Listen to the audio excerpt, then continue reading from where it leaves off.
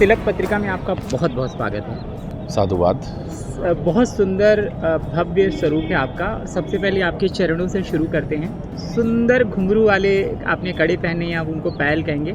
साधु ये घुंघरू वाले पायल क्यों पहनते हैं? देखिए, हम अर्धनारीश्वर के उपासक हैं, इसलिए एक पैर में घुंघरू वाली पायल, दूसरे में घुंघरू वाले कड़े।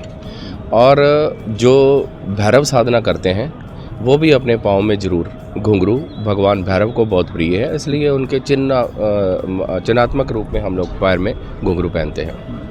और आपने एक साथ कई कड़े पहने हैं और कड़ों में कुछ अलग तरह से निशान भी है, सर्प वाले निशान हैं। बहुत सोच समझ के पहना होगा कि किस तरह से उनको कैसे सजाया जाए सर्पों के साथ, क्योंकि शिव जी के साथ सर्प रहते हैं। तो थोड़ा सा उसका अगर बखान करिए उसकी सुंदरता का। देखिए, एक सुहागन और 16 श्रृंगार करती है, वो अपने पति को खुश करने के लिए 16 श्रृंगार करती है। सन्यासी, दिगंबर, महात्मा 17 श्रृंगार करते हैं, लेकिन वो केवल और केवल अपने इष्ट, अपने महादेव, अपने गुरु को प्रसन्न करने के लिए ही श्रृंगार करते हैं। और भगवान कहते भी, आपकी पत्रिका का बड़ा सुंदर नाम है तिलक। जिस मस्तक पे तिलक स्वरूप नहीं लगा है तो वो मस्तक ऐसा समझना चाहिए जैसे शरीर के ऊपर सिर है ही नहीं। जी, सिरविहीन मस्तक। तो त्रिपुंड आप लगाते हैं, बड़ा रज रज के लगाते हैं। ये दूसरा श्रृंगार है। हमने पहले पैरों से, चरणों से शुरू किया, अब सीधा माथे पर हैं। ललाट पर एकदम सुंदर रज रज के लगाते हैं। कितना वक्त लगता है। और आपका त्रिपुंड एकदम अद्भुत है, थोड़ा अलग है, धनुषाकार का है। ये त्रिपुंड जो है ब्रह्मा विष्णु महेश त्रिगुण आत्मा, जो हमारे जो त्रिदेव हैं, और त्रिगुण आत्मा जो हमारी माया है, ये उसका द्योतक है। और बीच में जो लाल टीप है, जो लाल बिंदी है, वो शक्ति का द्योतक है। तो ये उधर्व त्रिपुंड है, ये सन्यासियों का मस्तक पे त्रिपुंड है, ये तिलक का श्रृंगार है। तिलक स्वरूप किए हुए इस सन्यासी का मस्तक जो है वो शोभायमान होता है। और प्रभु कितना वक्त लगता है? वक्त नहीं लगता है, बस चंदन लगाओ और लाइन खींचो और हो गया तिलक। हो जाता है जी। हाथों में आपके कड़ा है, अंगूठी है, रुद्राक्ष भी है, रुद्राक्ष गले में भी है। इन तीनों का वर्णन प्रभु। देखिए, रुद्राक्ष महात्म्य के लिए आप शिव पुराण का अवलोकन करें, महस महात्म्य के लिए आप शिव पुराण का अवलोकन करें। तो ये तो कुछ भक्तों का भाव है हम पे कि हमें तो कोई तितिक्षा, कोई ऐसी इच्छा नहीं है कि हम ये कड़ा बनवाएं। हमने तो आज तक कोई शॉपिंग की नहीं है। जो भक्त का भाव होता है उसको हम अंगीकार करते हैं, ग्रहण कर लेते हैं। और जटाओं की बात करें, सबसे मतलब आकर्षककारी जो श्रृंगार है वो जटाएं हैं, मुकुट की तरह होती हैं। फिर उनको सजाना भी है रुद्राक्ष से, और भी आपने बहुत उसका वर्णन और बखान।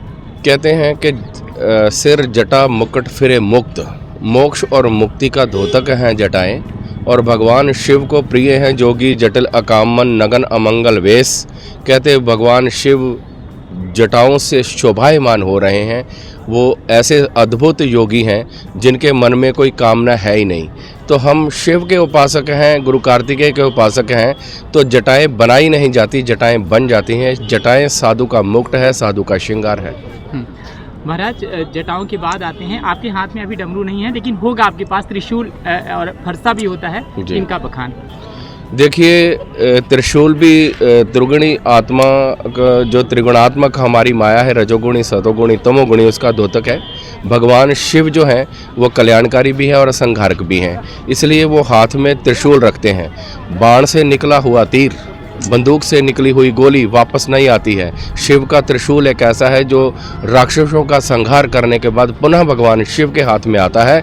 और आपने बात डमरू की करी है, तो आज आप और हम बात कर रहे हैं, आप प्रश्न पूछ रहे हैं, हम उत्तर दे रहे हैं, वाणी का इस्तेमाल कर रहे हैं।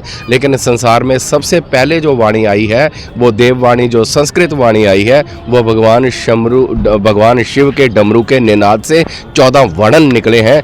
उसी डमरू की निनाद से ये संस्कृत आई और संस्कृत से सारी संस्कृति और तमाम भाषाएं जो हैं वो आई हैं। महाराज, आपके हाथ में योगदंड है। योगदंड। हाँ। योगदंड का एक तो उपयोग भी, महत्व भी, और इसका ये भी श्रृंगार ही है। ये श्रृंगार भी है, ये साधु का एक चिन्ह भी है।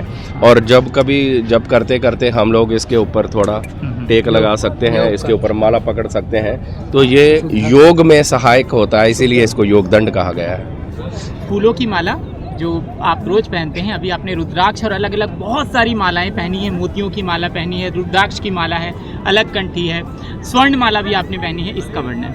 इसका वर्णन तो यही है कि माला तो माला ही है, मुंड माला का ही द्योतक है ये सारी मालाएं। भगवान शिव के आँख से निकला हुआ अक्ष जो है, आंसू है, उसी से रुद्राक्ष बने हैं, भगवान शिव को प्रिय हैं।